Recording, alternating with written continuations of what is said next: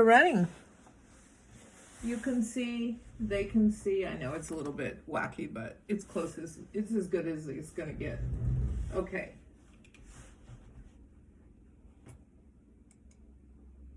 I need to move this.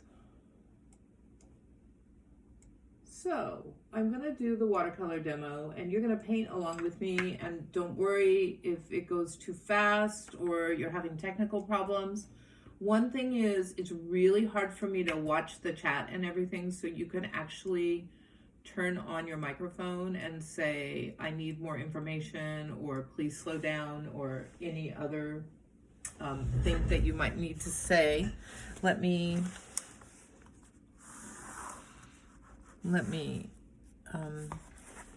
get that.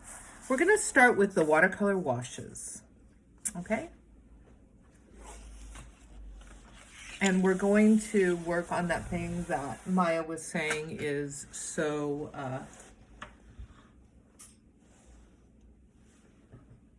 hard to do. And I don't know why, but I seem to have marked up this thing. Let me take that out. Okay. Okay, so in watercolor, you guys have been painting since you were little kids, and you've been acrylic painting, so I know you know how to paint. And in watercolor, we do different things, and they have their own names, and they have their own set of, you know, watercolor, it's like there's American football and Australian football and soccer. They all have slightly different rules. Watercolor has just like slightly different rules than the other paint. And one of the first rules is that we use the white of the paper as white. We tend to we try to use no white paint in watercolor. So the only white should be the paper. If you can make that happen, that's awesome. There usually is a white tube in the set, and that's for doing like highlights at the end when the painting's all finished. But it's not actually for painting like acrylic paint where we use white all the time. So I would like you to just try to do as much as you can without white. And then the other thing is, in general, we do not use black. Unless, like Maya Davis, it looks like you're wearing a black hoodie. And if I was painting somebody in a black hoodie, or somebody with black hair, or somebody with a black dog, I would use the black paint because it would be something that naturally is black. But we try to use colors to make all of our shadows. Okay, and I'm going to be teaching you how to do that. I have been teaching you different ways to make shadows without using black and white, and we will continue with that. Okay, so we're only going to use 3 colors. And the first thing that we're going to do is just the most basic thing, and that is we're learning how to make a color where the color is all distributed in the paint, and we're mixing it with water, and then we are going to try to put it on the paper as flat as possible so that there are no brush strokes and no changes in the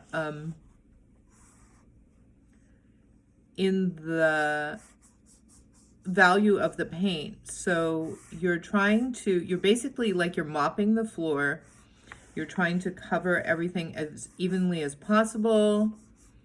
And as we discussed earlier, a lot of the secret to flat wash is good watercolor paper and good watercolors. It's not, if you're not able to distribute it as evenly as possible so that it looks like it was printed by a computer, that it's probably not you, it's probably the materials. So just try to smooth it all out and make it as flat as possible, and we're just painting a square, whatever color you want to choose.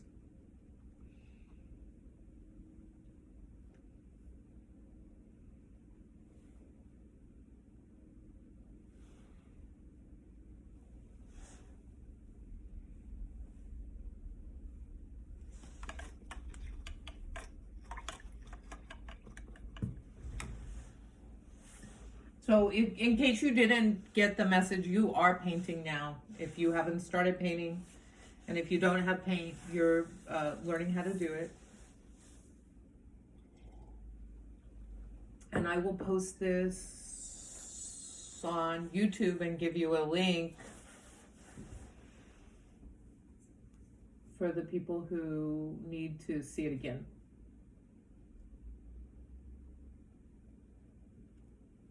So this usually takes us like a whole school day to make these kind of charts. We draw it all out, we paint it all in. Okay, in the next square, I'm going to actually do a wash with water. I'm going to paint my box with water. And don't be surprised if you have to change your water a few times because the paint dirties the water really fast. So I just painted as evenly as possible. I did that flat wash with just no color this time. And this time what I'm gonna do is grab that really thick paint that's almost pure. Just gonna use a little bit of water in it. And this time I'm going to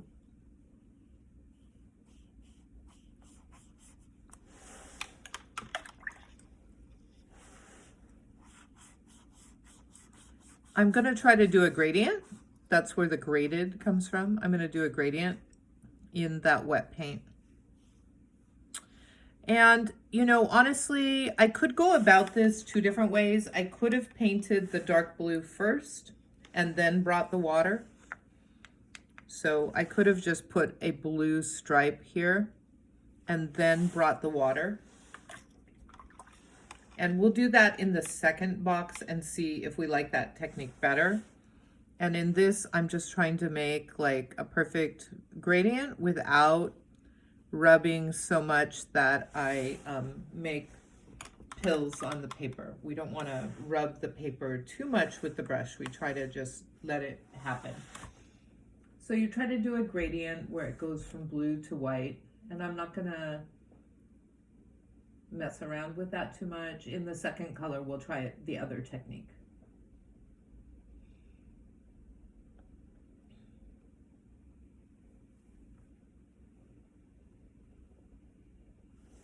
So there's not right way to do things.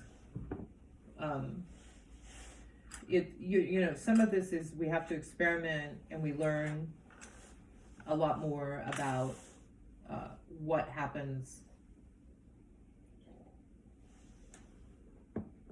with the paint.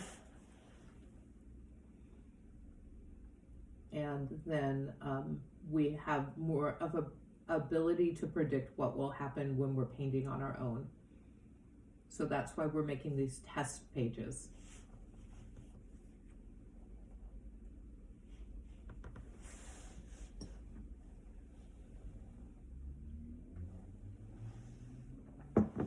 Okay, so I'm going to move on to the next box. This time I'm going to take that pure paint and I'm going to put it in here.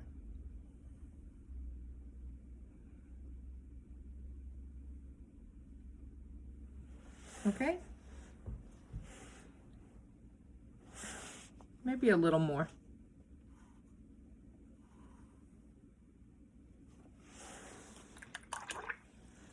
And now I'm going to take a clean brush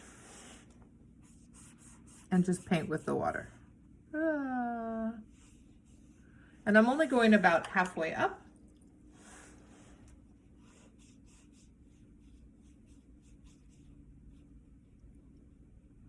Because I'm going to do it from the other direction also with a different color. So here's my 2-color wash. And let's see what happens.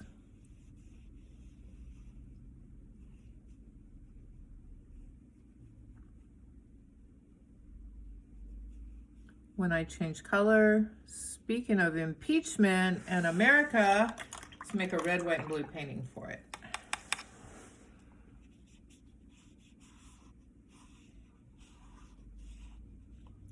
We we do this with color pencils, paint, easy to do in Photoshop.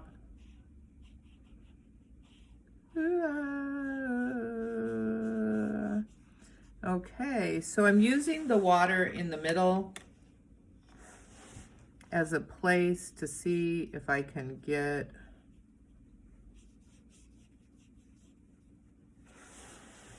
so there's a graded wash with two colors. So I'm getting like a sunset and water type thing, or just the gradient in a sky. So being able to go from pure color to white is an important gradient in the paint. How are we doing? Is the speed right for you guys? Everybody's good?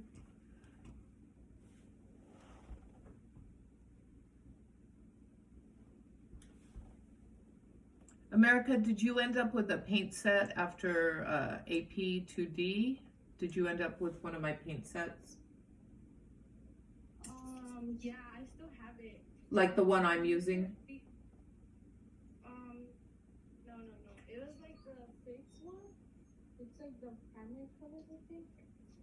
You have the acrylics. Yeah. It's not watercolor. Okay, but you can do this with the acrylic paint. You just have to use more. Yeah. Okay, good. Yeah.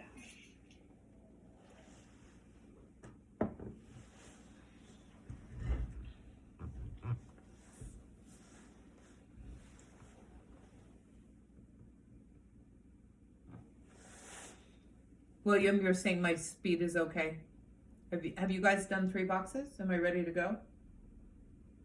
Maya, you might paint faster than these kids because you have Ryman. Are you done with Ryman? Which semester are you in? Second. Oh, so you're doing watercolor with them too.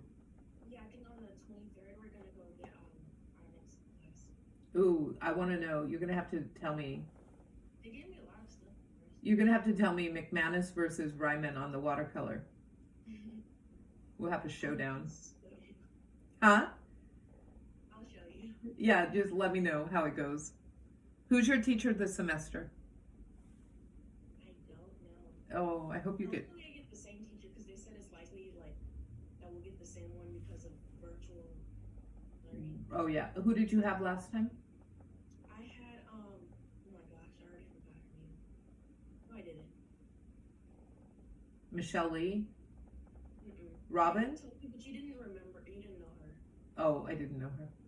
I want you to have Schaufman, David Schaufman. Okay. He's legendary for figure drawing. I hired him when I used to work at Loxa. Oh, her name was like Miss Calred or something like that. Oh, no, I don't know her. I don't know. Okay.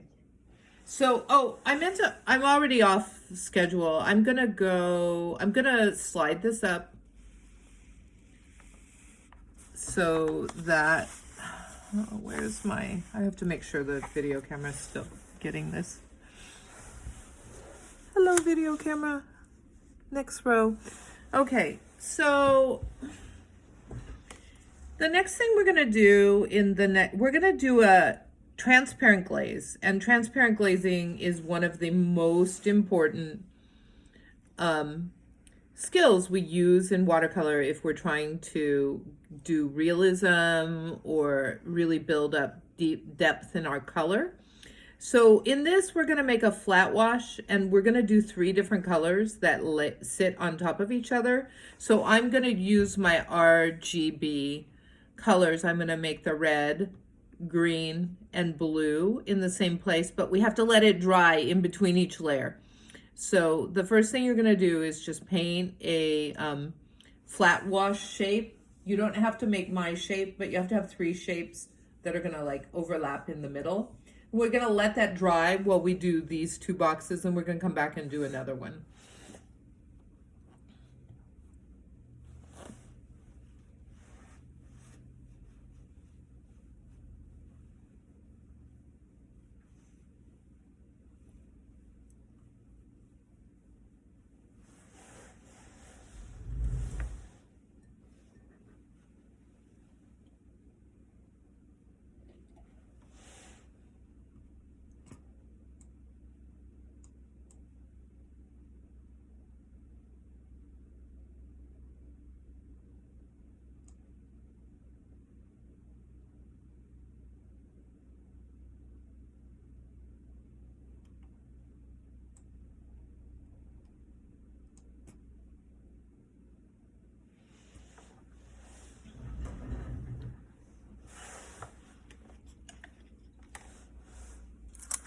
Okay, for the next box, we're gonna do wet on wet and wet on dry. And I'm gonna ask you to find a small brush like this that you're gonna draw with. I'll draw with this one. It is a size, oh, they're not labeled, size 3. This must be the 4 or the 5. It's the biggest pointed one I have. I'm gonna draw with this one, but the first thing I'm going to do is I'm going to put a wash right here on my paper where it says wet. Oh, I did it backwards. I should have washed this one. This is going to be my wet on wet box. This is going to be my wet on dry box. I just did it backwards because, you know, artist dyslexia. Oh, and we can't do so many things, paint and talk at the same time. So what I'm going to do is in my wet on dry, I'm going to go ahead and I'm just going to draw a groovy little doodle flower, and you can draw whatever you want. I have some favorite doodles that I doodle when I'm sitting in meetings and people irritate me. I just draw myself a nice little doodle to not yell at them, because nobody likes to be yelled at by me. Okay, so I'm gonna go ahead and just make my own design. Your design is up to you.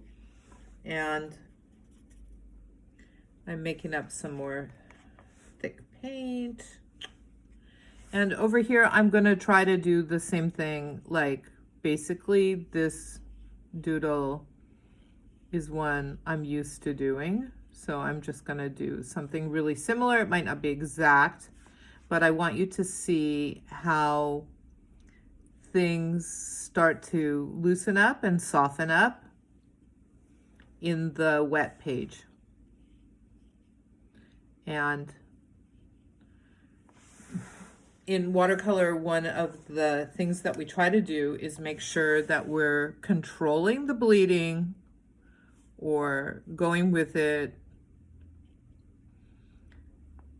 Sometimes we love the bleed and sometimes we like the control. So this wet on dry,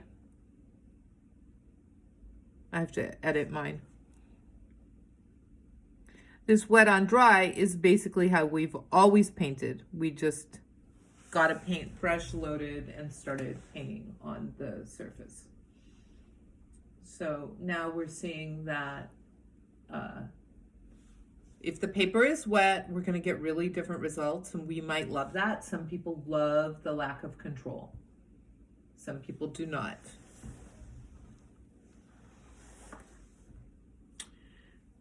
So while my brush is loaded with blue, I'm actually just going to go back in here and bring some more color. And that's up to you. I'm thinking I could just build that up a little bit more.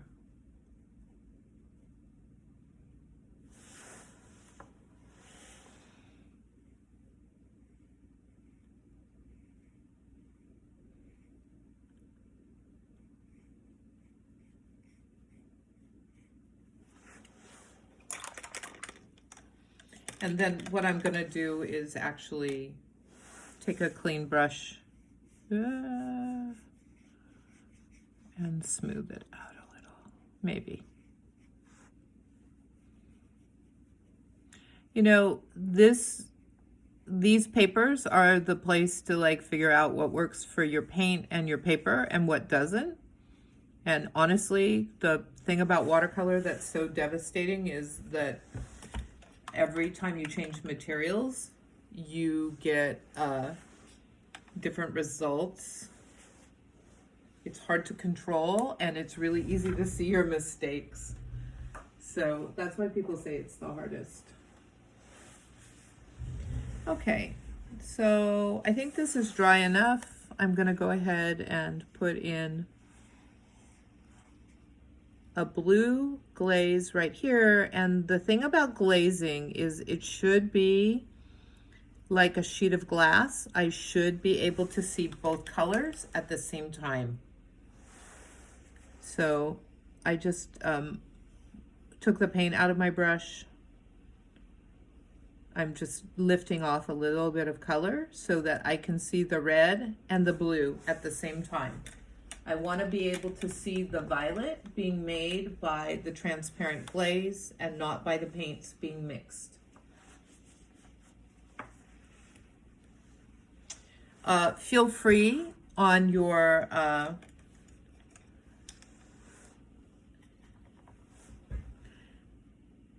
on these to also just go ahead and do some more work and see as the paper dries up the results change. And in a way, I'm doing that transparent glazing here.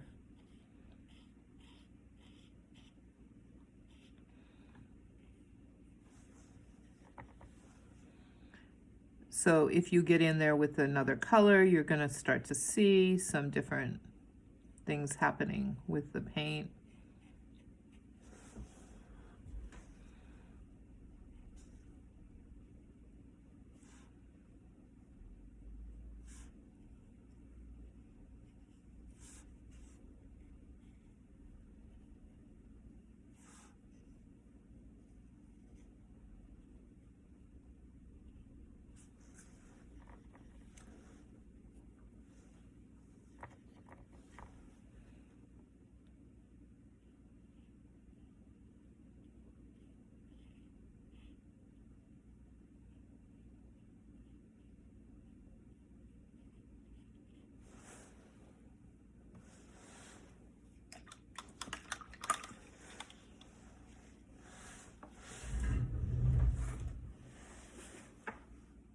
Okay, it's fun or it's stressful?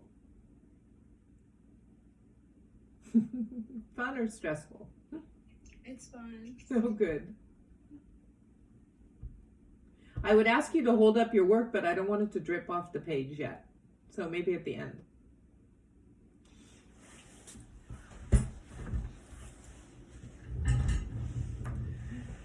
Okay. Some people are stressed, some people are happy.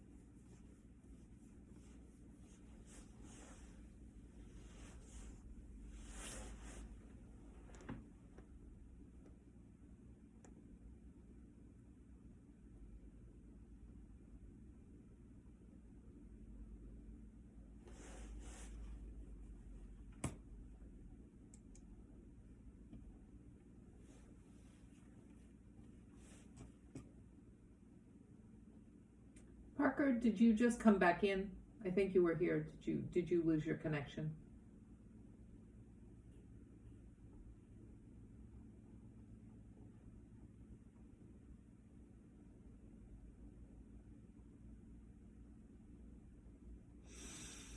Oh. How we doing? We ready? Ready for another page? Okay. So the last thing I need to do here, I think it's maybe dry enough. Let me test mine before you test yours. I'm going to make my third shape right here.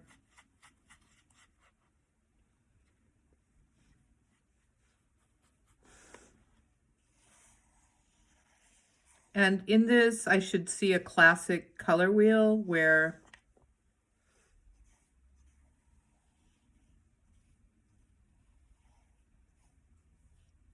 I can see all three colors now. So I can see the red and green, the green and blue, and then I can see the RGB in the center, layering up three colors. So that's the transparent glazing. I think yours should be dry enough. If it feels wet, you can wait. You want the colors to definitely sit in a different space. You can see that my red and green start to make a brown without mixing brown. When I was in high school, my skill was transparent glazing. I was just like made like layers and layers and layers of color in one place that looked really beautiful.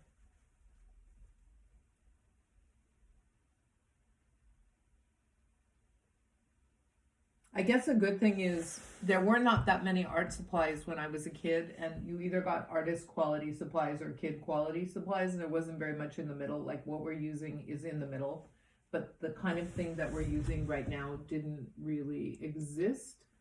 So I had really good paint when I was a kid, because that was the only thing I cared about, was getting good paint and good paper.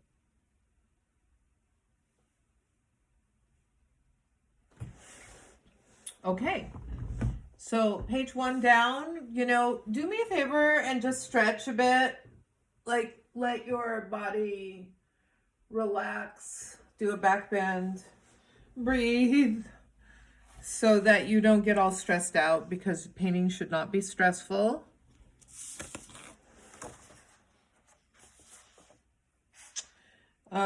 We'll do the next page, watercolor techniques.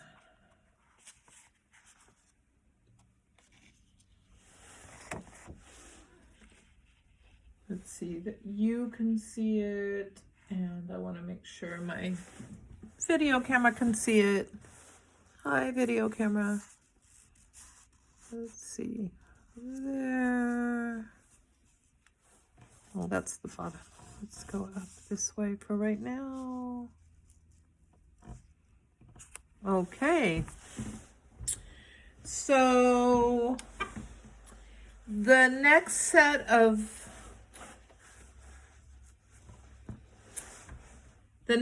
techniques are kind of gimmicky. There are different ways to use the brush and the paint, okay? So we don't use all of these often.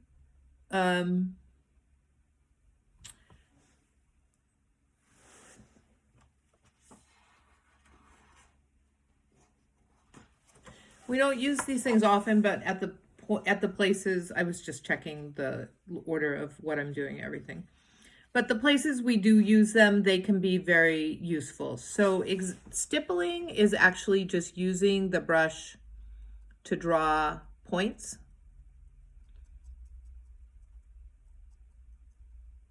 And depending on the brush, so you might stipple well, this is what we do when we do pointillism. So, so maybe I'm stippling a blueberry, and then I just mixed a little red in to start building a shadow on my blueberry. It's kind of I hate stippling. I hate doing it with a pen. So I usually don't make students do too much stippling because it's not my favorite thing.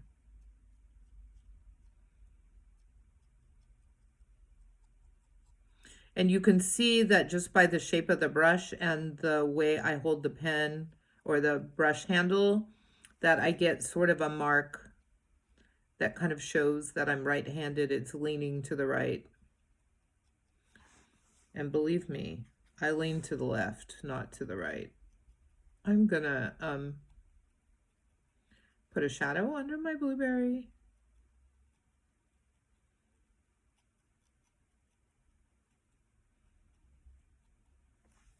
I don't care if you stipple a blueberry or whatever you want to stipple. I'm going to now stipple in some, so I'm doing like a little pointillist painting. They often just painted with red, blue, and yellow and did let your eyes do the color mixing.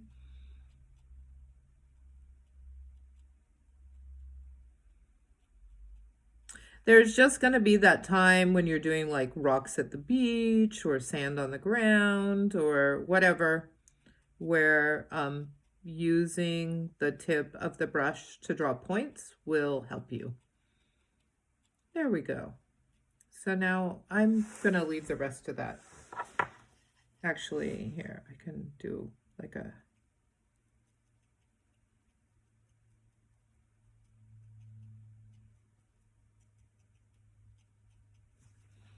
I'll make a table or lawn. I could put some of this green in the reflected light. So whatever you know about drawing kind of work its way in.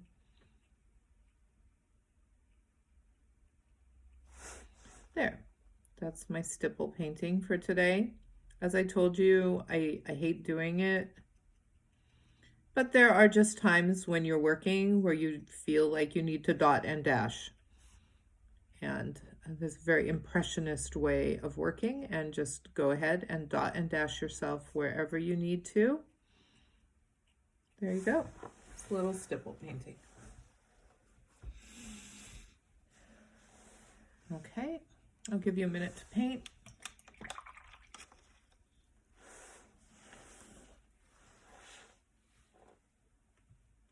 Oh man, we almost made it to the end of the school day. Almost.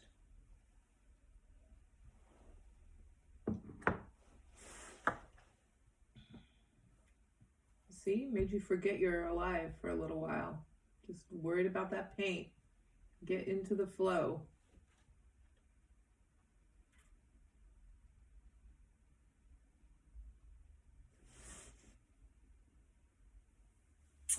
So when you're painting, a lot of the concern is like whether the paper is wet or dry. Different things happen with wet and dry painting, wet and dry paper. So as I was showing you on the last page, whether you put the water down first or the color down first can make a big difference in the outcome.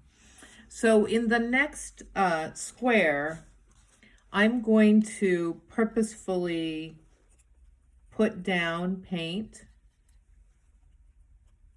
I'm making this some thick paint. I'm gonna put down some thick paint.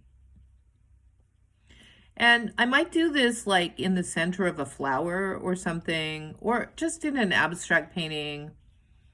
I may, I'm gonna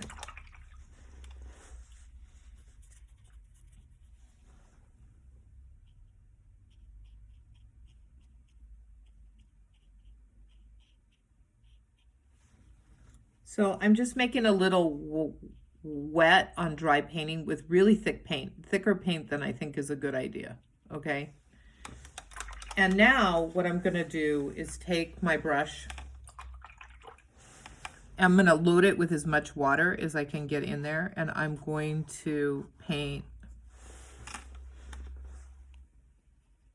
You know, I grew up where there's a lot of, it's at the beach, there's a lot of artists that make like beach scenes to sell to tourists.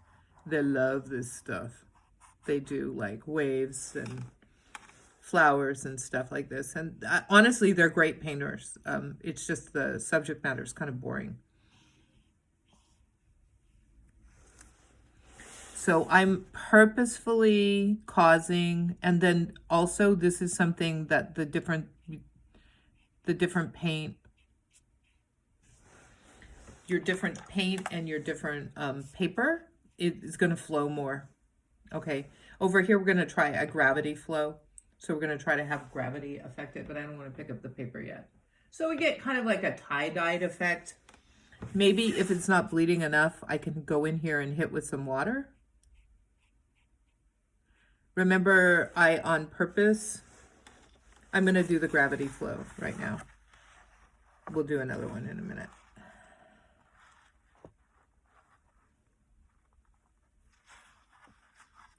So you might want to play with gravity on that. And if you get too much water in there, you can just go in like this with your tissue or your paper towel. Take some water back out.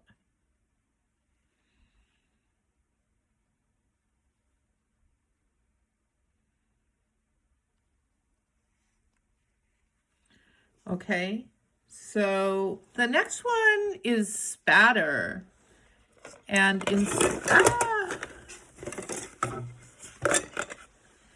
in spatter, we're going to use, you can use your regular paintbrush, but I'm going to use a toothbrush. I bought this toothbrush a couple weeks ago and I don't like it.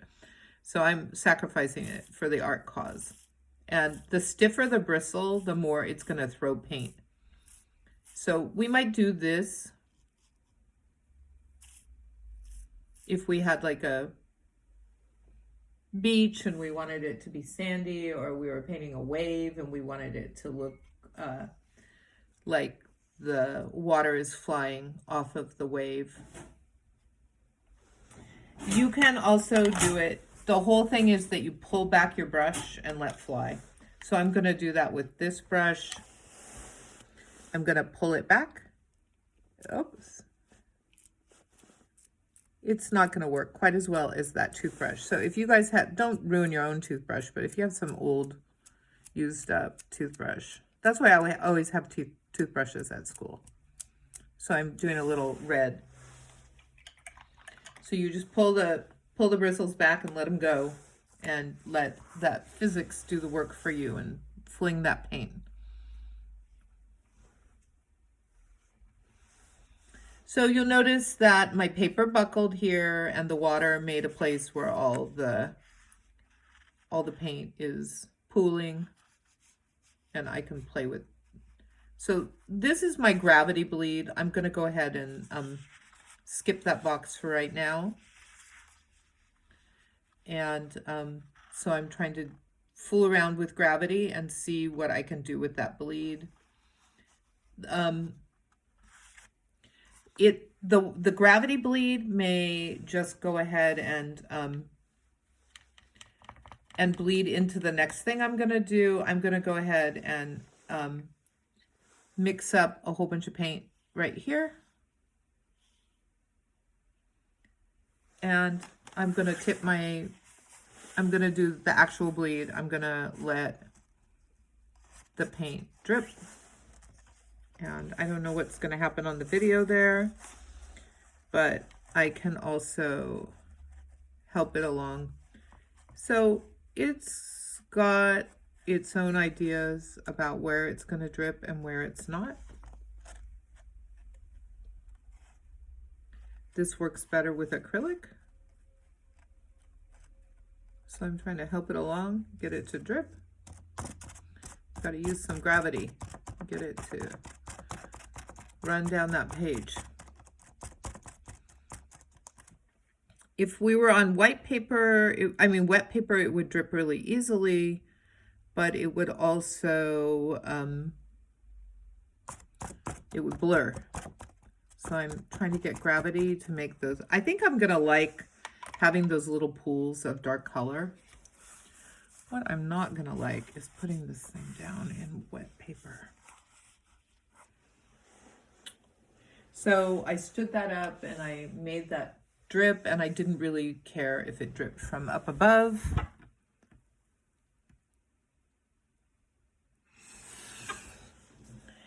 And we'll get to that last box. I took a white color pencil and I drew like a night scene with, let's see if we can see if it gets revealed or not. There we go. I'm just putting a flat wash on here.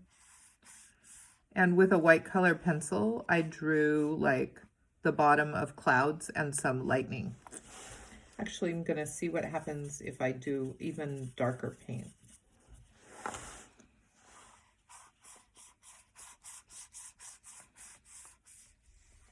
And so I'm using color pencils, not ideal. If you actually have a true Prismacolor pencil, it might have enough wax in it, or a crayon, or an oil pastel.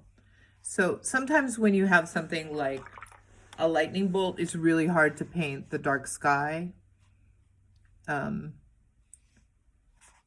that didn't work out that great, but you can sort of see it. It's really hard to do something like a lightning bolt and keep the paper pure white and get that dark sky. So sometimes you'll do something like, there's actually something you can get at the art supply store. It's called Frisket. And Frisket is a rubber paint, and you can paint this on with rubber. See, this is picking right up off there.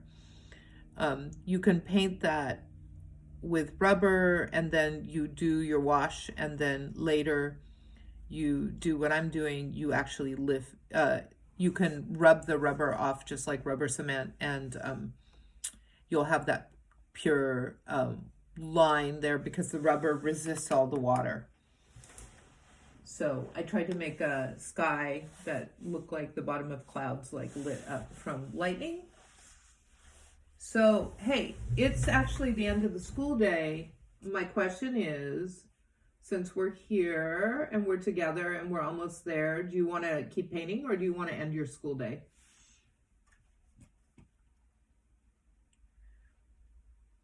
Do you want to be done, or do you want to finish? You want to end? Oh, okay. You vote end. So where, you know what? I'm going to finish this painting. I'm going to finish my last page and I'm going to post it. So if you want to watch it, you can watch it on YouTube. Because I'm not going to do this for period 6 again tomorrow. I'm just going to make them watch this video like they're doing it with me. Okay. So I'll post this for you and period 6. But I'm just going to finish it while I'm here. And so if you want to stay on and paint with me, I'm going to finish this in 15 minutes or something. The next few are pretty easy. And next week we're going to illustrate something. You know what I want you to have next week, if you can? If you could have something, I'll tell you in the reminders, but if you could have something like plant life, if you can go outside and without damaging a plant too badly, steal some leaves or a flower, or get a bouquet at Trader Joe's and have a flower and some leaves and some plant material to work from, that would be super groovy. You could also work from something like the vegetables in your vegetable drawer, if you keep vegetables on hand. I do. Okay, so I'm gonna go ahead. I don't want to gravity flow this again. So if you're leaving, say goodbye. If you're staying to paint, carry on. I think once you're in the seat and you're all ready to go, goodbye. You might as well finish this. I'm in the flow, so I want to get it done. I put some masking tape shapes on here. I actually put some Scotch tapes on here too. So I tore some of it and I cut one of the pieces with the scissors, which I see artists doing all the time, making stencils that way. There's certain... Oh, I gotta go get some salt. I'll be right back.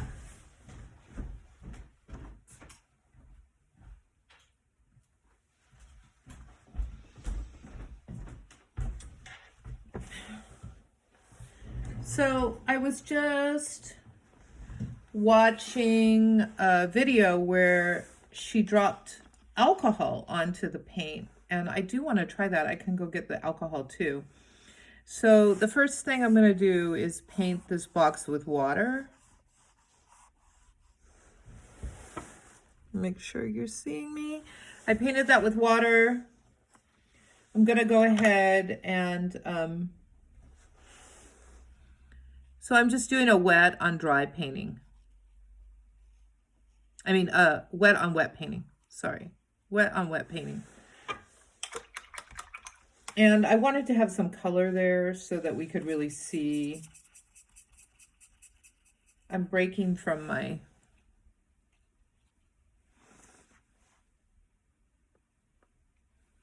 the 3 colors. I added yellow. So I'm just doing a little painting where it's abstract painting. I'm just dancing around with color. And then the salt, it will either grab or push color away, depending on the color. So I'm just shaking some salt onto it. And then we just let that dry, and then we pick off the little grains of salt later. And the next one, let me get the alcohol too.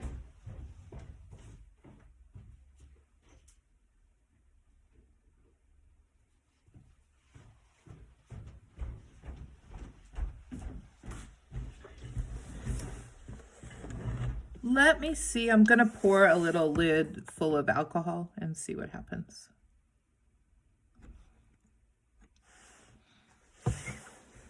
So this is just 70% rubbing alcohol, which everyone seems to have plenty of because of COVID. So I'm gonna go ahead and drop alcohol in. So you can see that alcohol is chasing that water around and doing things with the color.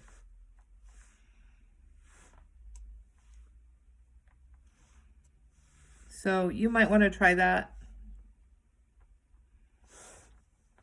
Okay, so you can see that's doing something interesting in the experimental household products and paint sort of thing.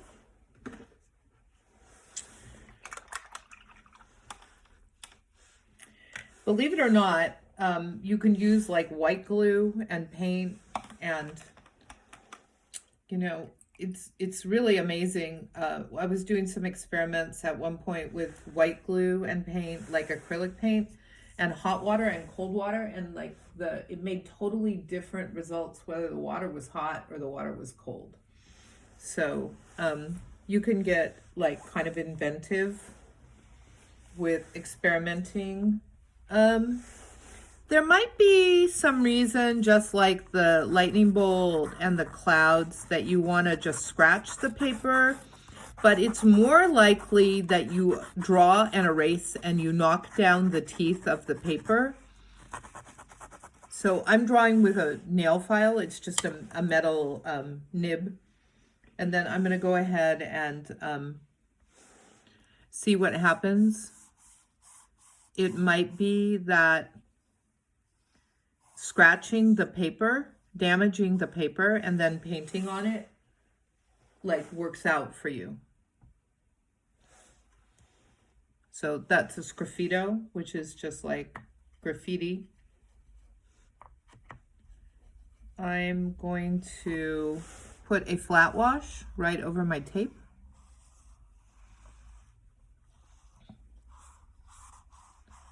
And then we're gonna just let that flat wash dry before we peel the tape. If we try to peel it too soon, we can rip the paper or smear it. So I'm just gonna let that dry.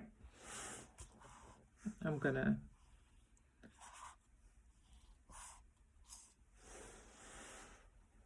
okay.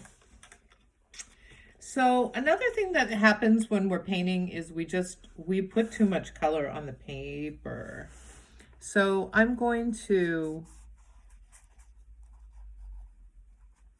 I don't know what I'm thinking of, like a little cloud. I'm painting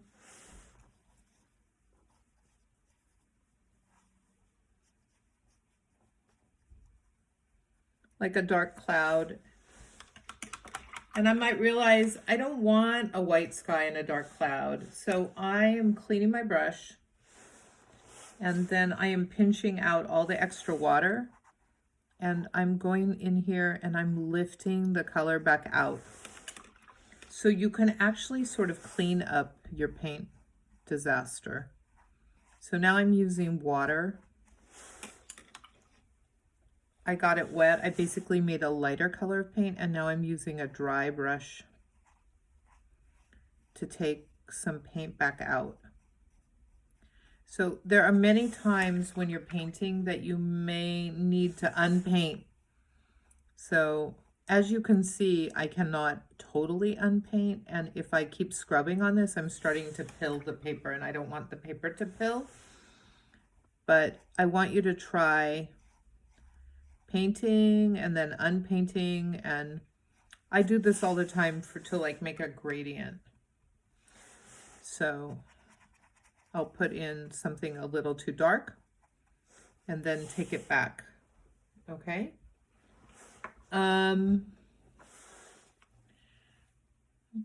Going to jump to that last box. Make sure the camera sees what I'm doing. I'm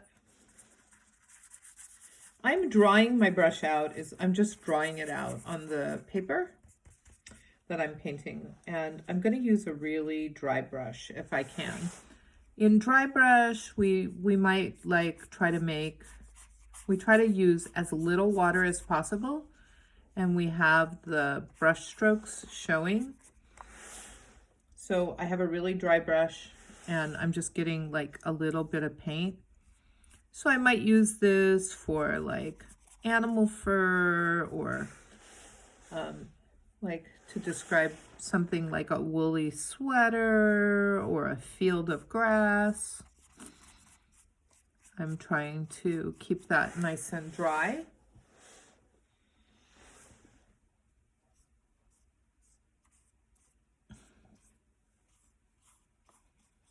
Okay. And then the last one, I'm gonna do a little piece of